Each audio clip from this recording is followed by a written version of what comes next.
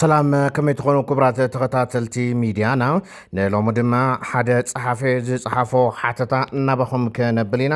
ንምክትታልኩም ብኽብርን ትሕትና ንሓተት ሕወሓት ህዝብን ውድብን ፖለቲካን ታሪኽን ዝብል ሓተታ ብኣብዝሓ ሓድሽ ዝኾነ መሪሕነት ውድብ ሕወሓት ጭቡጥ ውፅኢት ዘምጽእ ወያናይ ምሁር ኣመራርሓ እዩ ክብል ኣብዚ ቅንያት ውድባ ኣኺብኡ ከካይ ዝቕነየ ውድብ ሕወሓት ገሊጹ እዩ። እቲ ውድብ ብወሃቢ ቃሉ ኣቢሉ ኣብ ዝሃቦ ጋዜጣዊ መግለጺ ንውሳነታት መበል 14 ጉባኤኡ ቀፂሎም ንዘካይዶም ወፍርታቱን ንህልው መድረኽ ትግራይ ነመልኪቱም ከም ዝገምገመን ውሳነታት ከም ዘሕለፈን ሓቢሩሎም ካብ ሚድያታት ንቲቢኤስ ቲቪ ፈልዩ ዝገደፈ ጋዜጣዊ መግለፂ ትውድብ ሎሚ ዘመሓላለፎ መልእኽቲ ከም ዝስዕብ ክቐርብ እዩ። በቲ ዝፍለጥ ኣጋጣሚ ሕወሓት ውድብ ጥራሕ ኣይኮነን ህዝቢ እውን እዩ። በቲ ዝፍለጥ ኣጋጣሚ ሕወሓት ፖለቲካ ትግራይ ኣይኮነን ታሪኽ እውን እዩ። እዚ ተፈተወ ተፀለአ መሬት ትግራይ ዘሎ ሓቂ እዩ። እዚ ሓቂ እዚ ጽቡቕ ውፅኢት ከምፅእ ወይ ዓዲ ሒዙ ክጠፍእ ናይቲ መሪሕነት ሕርያ እዩ። ንምንታይ ህዝቢ ማለት ኣነየ በለይልካ ምክታዕ ይከኣል ይኸውን? ንምንታይ ታሪኽ ማለት ኣነየ በለይልካ እውን መምጓት ይከኣል ይኸውን? እዚ ግን ግዜ ንዘለዎ ህዝብን ዕድልን ንዝወሃቦ ተኻታዕ እምበር ከም ህዝቢ ትግራይ ዝበለ ጅሆ ተታሒዙ ንዘሎ ህዝቢ ክኸውን ኣይኽእልን። ዘይተዓደለ ህዝቢ ወርዱን ቁሞቱን ክንዲ ውድብ ይኸውን። ድሕርቲ ኣብ መወዳእታ ወርሒ ዓመት 2016 ዓ.ም ዝሳለጠ ፍርቂ ኣካሉ ሰሊዑ ዝደርበየን ጉባኤ ውድብ ሕወሓት ኣጀንዳታት ትግራይ ናብ ጉዳያት ውድብን ፖለቲካዊ ክንፍታትን ወሪዶም ኣብቲ ዓዲ ዝዓበየ ጉዳይን ኣብቲ ግዜ ዘይህብ ዛዕባን ከይተትኩር ከም ዝገበረ ብተደጋጋሚ ይዝረብ። ኣብ ጉዳይ ትግራይ ጉዳይ ሕወሓት ካብ ጉዳይ ብሄራዊ ረብሓታት ጉዳይ ፍንጫናት ካብ ጉዳይ ህዝቢ ጉዳይ ሰባት ካብ ጉዳይ ምምላስ መሬት ጉዳይ ጉጅለታት ድሕረት ጉጅለ ክሕደት ወዘተ ዝዓበየ ቀልብን ጉልበትን ወሲዶም ንሆ ድማ 2-3 ዓመት ጥብ ዝብል ስራሕ ከይተሰርሐ ተመርጊፉሎም ፖለቲከኛታት እቲ ውድብ ንመርሑ ኢና ንዝብልዎ ኣብ ፀግምን መከራን ዘሎ ህዝቢ ብዝምልከትን ብዘይምጥንን መንገዲ ክናቆሩ ሓግዮምን ከሪሞምን እዮም። ህዝቢ እንትሓፍር ወገን እንትሓንኽ ፈታዊ ኣብ ፅፍሪ ኢዱ እንተኣቱ እቲ ሓደ ነቲ ካሊእ ጉጅለ ድሕረት ባ ጉጅለ ጥድመት ባ ዝበሃል ስያመ ተዋሂቦ ወዲ 50 ዓመት ቦኳር ውድብ ህዝቢ ትግራይ ኣብ ሓደጋ ከኣቱ ገይሮምዎም። በዚ ድማ ህዝቢ ትግራይ ካብ ዝኣተወ ፀገም ዝወፀሉ ዕድልን ኣጋጣምን ሓንሺሾም ኣብ ታሪክ ሕማቕ ስም ተኺሎም ይጓዓዙ ኣለዉ። እቲ ውድብ ንነፍሱ ልዕሊ ፖለቲካ ውድብ ዝቆፀረሉ ቅዋም ብግቡእ ኣየመሓድሮን። እቲ ውድብ ንነፍሱ ከመ ታሪክ ዝቆፀረሉ ኣጋጣሚ ብልክዕ የመሓድሮን። ኣነ እንተ ተበቲነ ህዝቢ ክብተን ይብል ኣሎም። ኣብዚ ቅንያት ካብ 8 ክሳብ 13 ሕዳር 2018 ዓ.ም ኣኺቡ ከም ዘካየደ ዝተነገረሉ እቲ ውድብ ኣብ ኣፈጻጽማ ውድባዊ መደባት ኣፈጻጽማ ውሳነታት መበል 14 ጉባኤን ትልሚ በጀት ዓመት 2018 ዓ.ም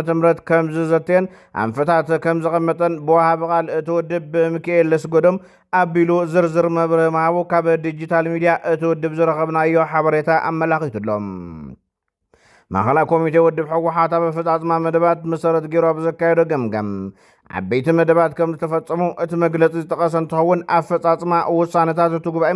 ገምጋም ንጉባኤ ስዒቦም ዝተኻየዱ ወፍርታት ዓቕሚ ኣፈጻጽማ ንመሪሕነት እቲ ውድብ ጉዳይ ምርግጋጽ ረብሓን ጠለብን ህዝቢ ኣፈጻጽማ ስምምዕ ፕሪቶርያን ተዛመርቲ ጉዳያትን ምልዓሉ ካብቲ ዝወፀ ጽሑፋዊ መግለፂ ንምርዳእ ተኻኢሎም ኣብ መግለፂኡ ካብ ውድብነቱ ህዝብነቱ ካብ ፖለቲካዊ ሓይልነቱ ታሪክነቱ ጎሊሁ ክወፅእ ከም ዝፈተነ ንምርዳእ ተኻኢሉሎም። ኣብ ዙርያቶም ዝተኻየዱ ወፍርታት ዝተቐመጠ ገምጋም ከም ዘመላኽቶም እቲ ወፍሪ ኣንጻር ጉጅለ ብሄራዊ ውሕደት ዝተኻየደ ወፍሪ እምቢታ ዝብል ስያመ ዝተዋሃቦ እንትኾን ነቲ ብነበር መሪሕነት እቲ ውድብ ብጌታቸው ረዳ ዝምራሕ ዝነበረ ሓይሊ ግዝያዊ ምምሕዳር ትግራይ ንምንጻል ዝተገበረ ወፍሪ ምዃኑ ንምርዳእ ተኻኢሉ ኣብ እዋኑ ሓይሊ ብሄራዊ ክሕደት ካብ ቁልፊ መሪሕነት ግዝያዊ ምምሕዳር ተወጊዱ እናተባሃለ ተደጋጋሚ መግለፂ ዝወፅእ እኳ እንተነበረ ህዝቢ ትግራይ ብዘይኣመነሉ ብፀቕጢ ብዘይቕበሎ መራሒ ከም ዘይምራሕ ዘረጋገፀ ወፍሪ ነይሩ ተባሂሉ ውድባዊ ገምጋም ከም ዝዓረፈሉ ተገሊጹሉሎም። ሕዚ ዘሎ መሪሕነት ከህዝቢ ዝተቐበሎ ድዩ ኮይኑ ህዝቢ ዝኣመነሉ ዝፈትዎ ድዩ ኮይኑ ከምኡ ምዃኑ ተረጋጊጹ ድዩ ኮይኑ ኢልካ ምሕታት ነቲ ውድብ ግቡእ ኣይመስሎን። ምክንያቱ ውድብ ጥራሕ ኣይኮንኩን ህዝቢ እውን እዮም ኢሉ ዝሓስብ ሓይሊ ንሱ ዝበላ ዝግበላ ከም ማለት ተገይሩ እዩ ዝውሰድ እሞ ካልእ ነዊሕ እዋን ዝወሰደ ዝተባሃለሉ በብኸባቢኡ ዝተኻየደ ኣብ ታሪክ ዞም 3 ዓመታት እንተስ ንጽቡቕ እንተስ ንዘይጽቡቕ ደራኻይ ዋጋ ዝተጻወተን ወፍሪ እምቢታ እንትኸውን እዚ ናይ እምቢታ ወፍሪ ዓብዪ ፖለቲካዊ ሕምስምስ ኣብ ዝተፈጠረሉ ኩነታት ብሰላማዊ ፖለቲካዊ ቃልሲ ምስዓር ከም ዝከኣል ተመክሮን ትምህርትን ዝተወሰደሉ ምዃኑ ኣብዚ ቅንያት ኣብ ዝተኻየደ ኣኼባ እቲ ውድብ ካብ ዝተሰመረሉ ኣጀንዳታት ሓደ ምንባሩ ተገሊጹሎም። ወሃቢ ቃል እቲ ውድብ ካብዚ ቀፂሉ ዝተኻየደ ብሄራዊ ሓድነት ጉጅለ ብሄራዊ ክሕደት ብኸባቢያውነትን ብድሕረትን ሓድነት ህዝብና ንምሽርሻር ዝገብሮ ምንቅስቃስ ክብርዕ ብምግባር ከም ተጋሩ ኣብ ብሄራዊ ረብሓና ክንዓስል ዝገበረ እንትብል ዝገለጸ ኮይኑ ሓድነት ህዝብና ናብ ዝነበሮ ክምለስ ሰረት ዘንበረ ከም ዝኾነ ውድብ ሕወሓት ምግምጋሙ ሓቢሩ። እዚ ማለት ህዝቢ ትግራይ መሪሕነቱ ናብ ዘበነ ጌታቸው ካብ ዝነበሮ ናይ ሓድነት ኩነታት ሎሚ ይሕሽ ማለት እዩ። በዓለ ጌታቸው ረዳ ካብ መሪሕነት ካብ ትግራይ ብምፅራጎም ምክንያት ከም ተጋሩ ኣብ ብሄራዊ ረብሓና ክንዓስል ገይሩ ከም ማለት እዩ። እዚ ሓቂ ድዮ ይኮነን ዝብል ነቲ ኩሉ ነገር ዝርኢ ዘሎ ህዝቢ ትግራይ ገዲፍካ ውድብ ንነብሱ ኣነ ማለት ህዝቢ እየ እንትብል ክሕዞ ዝኽእል ቅዋም ምዃኑ ግን መረዳእታ ክኸውን እዩ። ካልእ ኣብዚ 2-3 ዓመታት ካብ ዘርኣይ ዓበይቲ ፖለቲካዊ ኣጋጣሚታት ሓደ እቲ ኣዘራረቡ ኮይኑ ዝሓለፈን ዛጊዱ ጽልኡ ዘይቀነሰን ጉባኤ መበል 14 ጉባኤ እንትኸውን ኣብዚ ቅንያት ዝተኻየደ ኣኼባ ፍጻጽማ ውሳነታቱ ከም ዝተገምገመ ኣብቲ ዝወፀ መግለጺ ዕላዊ ኮይኑሎም። ኣብ መግለጺኡ ውሳነታት ጉባኤ ከይጠሓሱ ከይተሸራረፉ ክፍጸሙ ጻዕሪ ከም ዝተገበረ ተገምጊሙሎ ዝበለ ኮይኑ ኣፈጻጽማ መደባት ብመንጽር ህዝባዊ ጠለብን ትዕቀኑ ብጣዕሚ ዝተርፎ ከም ዘሎ ቃሊዑ ክሳብ ሕዚ ዘይተፈጸሙ መደባት ክፍጸሙ ምርብራብ ዝሓትት ምዃኑ ኣብቲ ገምጋም ተንጸባሪቑሎም ንመዘኻኸሪ ክኸውን ውሳነታት እቲ ጉባኤ እንታይ መንባሮም ተዘርዚሩ ዝተቐመጠ ነገር የለን። ውሽጣዊ ኩነታት ውድብናን ኣመራርሓናን ብዝምልከት ንመሪሕነቱ ዝገምገሙሉ ኣጀንዳ ምስ ፈለየ እቲ ኣብዝሓ መሪሕነት ሓድሽ ከም ዝኾነ ሓበሮሞም። ከምኡ ኮይኑ እውን ኣብዚ ዝተገበረ ቃልሲ ኣንጻር ብሄራዊ ጉጅለ ክሕደት እናተባሃለ ዝፀውዖ ተጋድሎ እቲ መሪሕነት ዝተቃለሰን ጭቡጥ ውፅኢት ዘምፀ ወያናይ ምሁር ኣመራርሓ እዩ ክብል ንመሪሕነቱ ምንኣዱ ተገዲፅሎም። እቲ መግለፂ ወሲኹ ኣብቲ ሓድሽ ኣመራርሓ ኣሎ ዝበሎ ናይ ተመክሮ ሕፅረት ዓቕሚ ምዕበይ ስልጠናታትን ህንፀትን ጌርካ ንምዕባይ ኣብ ምርድዳእ ከም ዝተበፅሐ ብምግላፅ ሕዚ ዘሎ ኣመራርሓ ዝተወደበ ዝደማመፅ መደብ ወሲዱ መደብ ዘፈፅም ስሙር መሪሕነት እዩ ክብል ውድብ ሕወሓት ዘለዎ መሪሕነታዊ ዓቕሚ ኣቐሚጡሎም ነብሱ ከም ውድብ ዘይኮነስ ከም ህዝቢ ዝቆፅር ፖለቲካዊ ሓይሊ ህዝቢ እናበረሰ እናረአየ እውን ዝደማመፅ መሪሕነት ኣለኒ ዝብል ውድብ ወሲዱ ዝፍፅሞ ስሙር መሪሕነት ኣለኒ ይብል ምጥፋእ ዓድን ምምራስ ህዝብን ብናቱ ሃለዋት ቆፂሩ ሕማቅ ወይ ፅቡቅ ኣለኹ ይብል ኣብ ትግራይ ሕዚ ዘሎ ግዕዝና ኣብ ብጣዕሚ ዝኸፍአ ብርኪ ስለ ዘሎ ግቡእ ቃልሲ ክግበረሉ ኣንፈት ዝተቐመጠሉ ኣኼባ መንባሩ ዝገለጸ ዝወሃብ ቃል ንመንግስቲ ፌደራል ዝኹነን ነጥቢ ገምጋም ከም ዝነበረ እውን ኣብሪሁም መንግስቲ ፌደራልን ጉጅለ ብሄራዊ ክሕደት እናበለ ዝፀውዖ ሓይልን ውዕሊ ፕሪቶርያ ንኽፈረስ ትግራይ ማእኸል ዕግርግር ንምግባርን ይሰርሑ ኣለዉ ዝብል ክሴታ ኣብቲ ኣኼባ ምልዓሉ ምስ ገለጸ ኣብ ትግራይ ናይ ሕውየት ስራሕቲ ንኸይስራሕ ይስራሕ ምህላው ኣብሪሁም እዚ ከምዚ ዝበለ ጉዳይ ኣብነት እንተረድእ ብተግባር ናይ ድሮን ተኽሲ ዝተገለጸ እዩ ክብል ሓቢሩ